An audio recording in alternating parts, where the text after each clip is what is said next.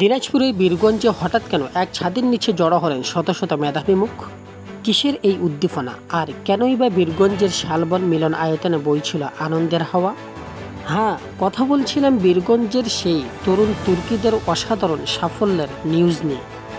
2023 সালের এসএসসি পরীক্ষায় যারা জিপিএ -5 পেয়ে বিজয়ের পতাকা উড়িয়েছে, তাদের নিয়েই আয়োজন করা হয়েছিল এক জমকালো সম্বর্ধনা অনুষ্ঠান। আর এই পুরো খবরের এক্সক্লুসিভ আপডেট দেখতে পাচ্ছেন ডিফ সংবাদের পর্দায়। বীরগঞ্জ সায়েন্স একাডেমির উদ্যোগে আয়োজিত এই অনুষ্ঠানে সায়েন্স একাডেমির পরিচালক ধনেশ শর্মার সভাপতিত্বে প্রধান অতিথি হিসেবে উপস্থিত ছিলেন যুবদলের অন্যতম সদস্য ও বীরগঞ্জ উপজেলা পরিষদের চেয়ারম্যান পদপ্রার্থী জনাব মোহাম্মদ আক্কাসার।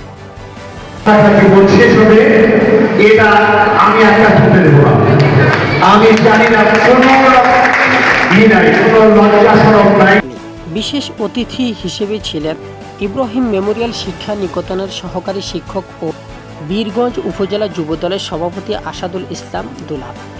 বক্তারা মেধার এই দুটি ছড়িয়ে দেওয়ার আহ্বান জানিয়ে বলেন, কেবল জিপিএ -5 পেলেই চলবে না, নৈতিক মূল্যবোধ, কঠোর অধ্যাবসায় আর দেশপ্রেমের মাধ্যমে আগামী দিনে যোগ্য নাগরিক হয়ে উঠতে হবে।